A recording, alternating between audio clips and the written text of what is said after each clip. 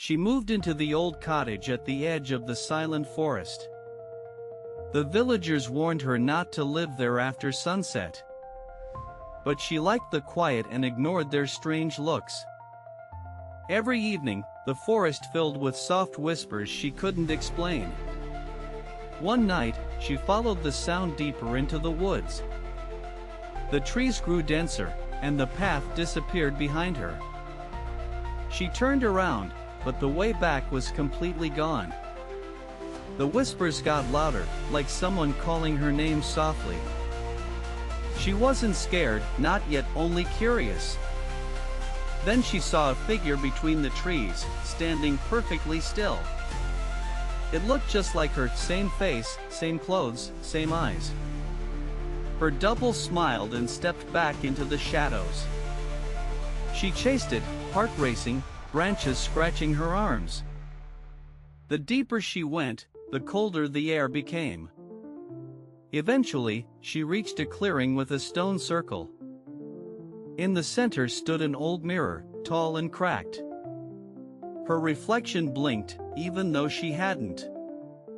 The mirror shimmered, showing a different version of her house. Inside it, everything was clean, bright, and peaceful. She reached out and touched the glass with shaking fingers. Suddenly, her hand passed through the surface like water. She gasped but felt no pain, only a gentle pull. Then the whispers returned, louder now, urging her to step through. She hesitated, then stepped fully into the mirror. The world behind her vanished in a blur of light. She stood now in the same house, but it felt wrong. Everything was too perfect, too quiet, like a painting. She walked through the rooms, searching for something familiar. A photo on the wall showed her, but smiling strangely. The version of her in the photo had eyes too wide. She heard footsteps upstairs, even though no one else lived here. She followed the sound, heart pounding with each step.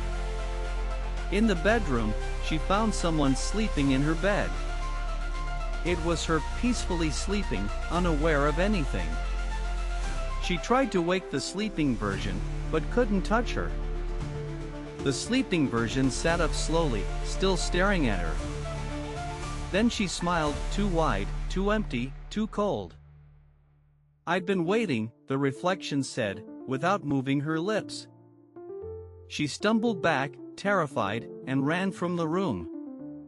The hallway twisted as she moved, now longer than before. Doors appeared where there were none, leading to strange places. One opened to a forest burning in silence. Another showed a clock spinning backward with no hands. A third opened to complete darkness with whispering voices.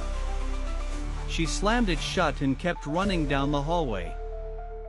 At the end, she saw the mirror again, pulsing softly. She reached it, hoping to return to her world. But this time, the surface was solid and cold.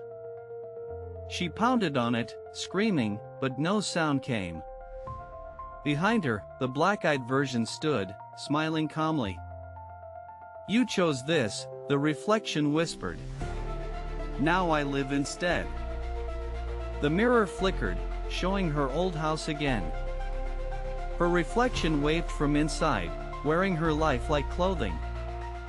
She fell to her knees as the world dimmed. The house began to dissolve into ash around her. Only the mirror and the other version remained. She tried to remember her name but couldn't. She was becoming a shadow, forgotten and fading. The reflection turned away and closed the curtains. Now she could only watch through a distant haze. The new version of her lived happily in her place. No one outside noticed the change, not even her friends. She screamed again, but no one could hear her.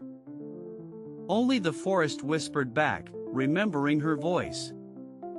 Seasons passed, but the mirror stayed cold and locked. She became part of the cottage's walls, silent, waiting. At night, new whispers filled the forest air again. Another girl arrived, looking for peace and quiet. She smiled at the house and entered without fear.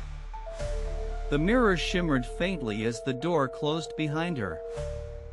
And somewhere deep inside, the shadow stirred awake again. The circle was complete, waiting for another name to forget. But something deep inside her refused to fade completely.